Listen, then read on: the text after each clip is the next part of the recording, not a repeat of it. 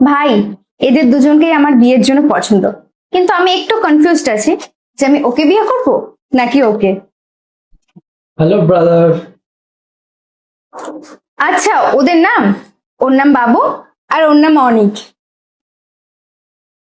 আরে না না, তোকে নিয়ে ওদের কোনো প্রবলেম হবে না, কারণ আমি আগে থেকেই তোর কথা ওদেরকে বলে রেখেছি। আর হ্যাঁ, ওরা দুজনেই আমাকে বিয়ে করার জন্য রাজি, কারণ ওরা দুজনেই নাকি আমাকে ভালোবাসে। ভাই, কি হলো তোর? ও, জল খাবি? দাঁড়া।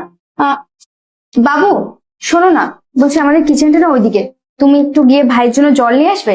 আমি ততক্ষণ তোমাদের একটু বসার ব্যবস্থা করছি। আমি? কেন, কি প্রবলেম? আচ্ছা ঠিক আছে, নিয়ে আসছি।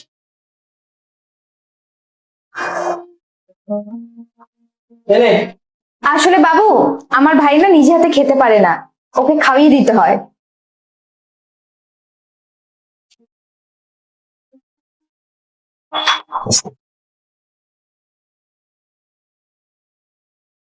তুমি এটা কি করলে? আমার ভাইয়ের গায়ে সব জল ফেলে দিলে।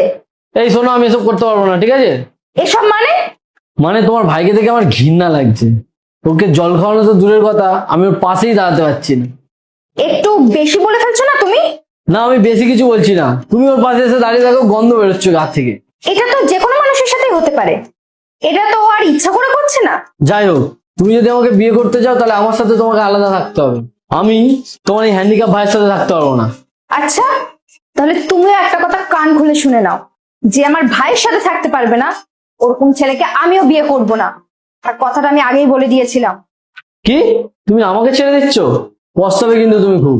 আর তুমি সারা জীবন খুঁজলেও এরকম ছেলে পাবে না। এরকম ছেলে তো পাবেই না যে তোমার এই হ্যান্ডিক্যাপ ভাইকে দেখবে। কোনো ব্যাপার না, পাবো না তাও ঠিক আছে, তাও ভালো, কারণ আজ অব্দি আমি নিজে আমার ভাইয়ের খেয়াল রেখেছি, আর আগেও রাখবো। হ্যাঁ ভাই। ভাই মনে হয় জল খাবে, আমি জল নিয়ে আসছি। এই নাও ভাই, জল খাও। লিভ, বলছি ওর জামা কাপড় তো পুরোই ভিজে গেছে, তুমি আমাকে বলো ওর রুমটা কোন দিকে, আমি ওর জামা কাপড় গুলো চেঞ্জ করে নিয়ে আসি।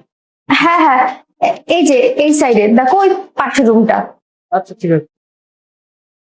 তুই কি ভাবছিস এইসব দেখিয়ে ন্যাকামো করে লিজকে তুই বিয়ে করবি?